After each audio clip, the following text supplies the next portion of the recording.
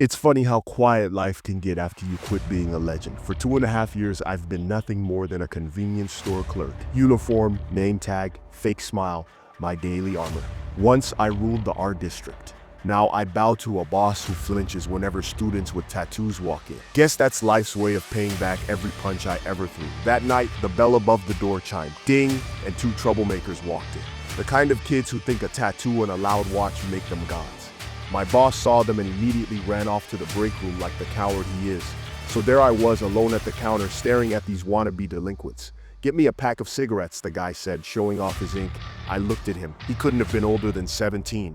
"You got an ID?" I asked. The girl beside him clicked her tongue. "Why are you making a fuss, part-timer?" Then the punk threw money at me.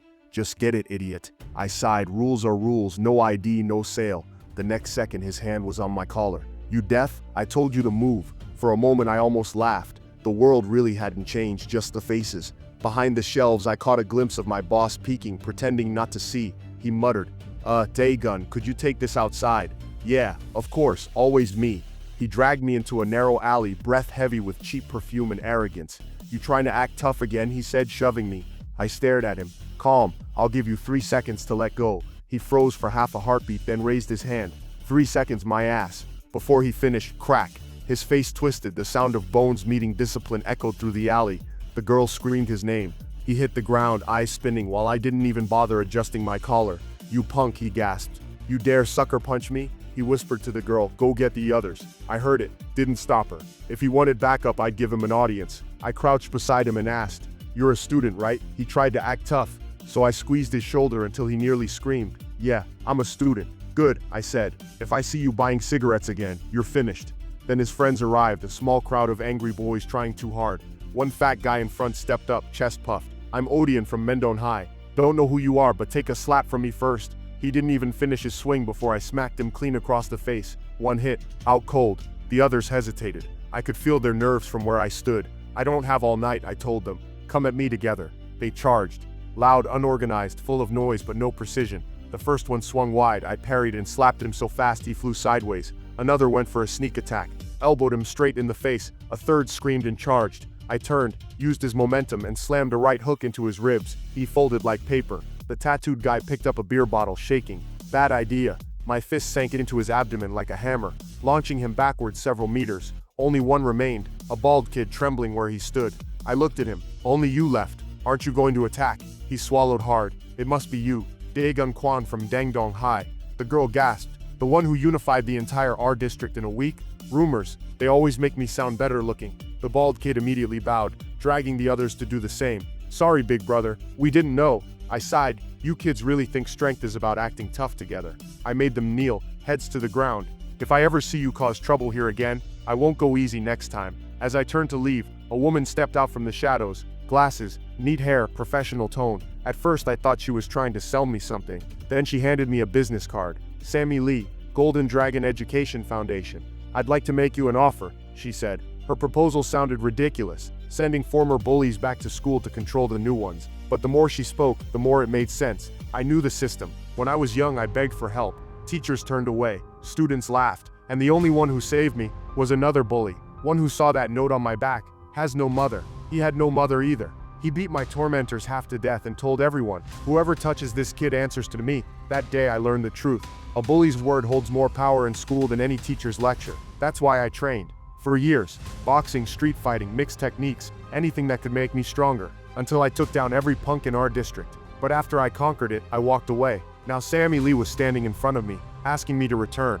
"You want me to deal with bullies?" I asked. "That's right," she said, adjusting her glasses. "Just deal with them." "How can an education foundation scheme like this?" I asked. Her tone sharpened. "We might be scheming, but I know you, Daegun Kwon. This is your chance to make up for what you regret most." I looked at her for a long moment. Maybe she was right. Maybe this was my second chance. The next morning, I stood at the gate of a new school. I never thought I'd wear a uniform again. I muttered. The wind carried whispers, girls giggling, boys sneering. My entrance didn't go unnoticed. Some of the class bullies stared at me like I had stepped on their throne. One of them, a loudmouth named Hojong, smirked. "Watch how I deal with him."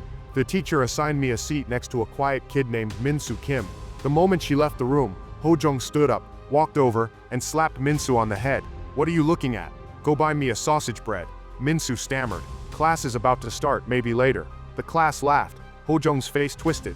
Everyone close your damn eyes. And they did, like trained dogs. He slapped Minsu again. You talk back to me. I clenched my fists under the desk. Sammy's words echoed in my head. Don't act unless necessary. But this, you're sitting in my errand boy's seat. Why don't both of you go? I looked up. Isn't one person enough? He laughed. Oh, you want to compare strength? He reached for me, but I stood first. Sure, I said, but give me the money. He froze. What? When you tell someone to buy food, you pay. Or are you broke? His face twisted with rage. You little punk, who are you asking money from? I'd had enough. You really have no manners. Then my fist sank into his ribs. He coughed up his lunch, collapsing. Another punch across his face left him spinning. But I didn't stop. I told you. You started this. Bam. Another hit. His body went limp, but I kept going until he couldn't stand. The blonde kid in the back jumped up. Hey, he shouted, but his voice cracked. Weren't you laughing earlier? I asked. He froze. When he didn't move, I approached him. If you won't come to me, I'll come to you. Better clench your teeth. He tried a flying kick. Missed. A right hook. Missed again. Why do you keep dodging? He yelled. I smiled. Fine, I won't. Then my punch buried itself into his stomach. He crumpled, gasping. You said not to dodge. Let's see how many more you can take. The class was silent, except for his groans. Then behind me, a crash. Ho-jung was up again, swinging a chair. I turned. One step, one punch. He hit the ground like a sack of meat. Settle down, I told him. Then I grabbed his collar. You really like bread, huh? Go buy some now. Get one for me too. He spat blood and glared. You think beating me makes you boss? Wait till he comes. You're dead. Then the back door opened. A tall guy with red hair walked in. Manhwa. He looked at his broken underlings, sighed, then turned to me. Who the hell are you to cause trouble in my class? So this was their leader. You hurt my boys, he said, voice low but shaking with rage. You made me look weak. I didn't flinch. Then maybe you were weak. The room froze. His underlings gasped. He charged first, fast, loud, sloppy. I slipped aside. His fist cut air. Before he could reset, my palm slammed across his face. The sound echoed. He stumbled, trying to stay upright, but I didn't give him the chance. Another hit. He crashed to the floor. I stood over him. Get up. He looked up, trembling. You think this changes anything? It changes everything, I said. From now on, no one touches anyone in this class. You want to fight? Come find me. Maybe this was the path I was meant to walk again. Not as a delinquent, but as balance. Outside, the streets of our district were restless. Rumors would spread fast. And Manhwa, he wouldn't stay quiet. But that's fine. I've lived through worse storms. And this time I'm not running. Because I am Daegun Kwon, and I've come back to finish what I started. Like and subscribe to watch the next part of this video, and stay tuned.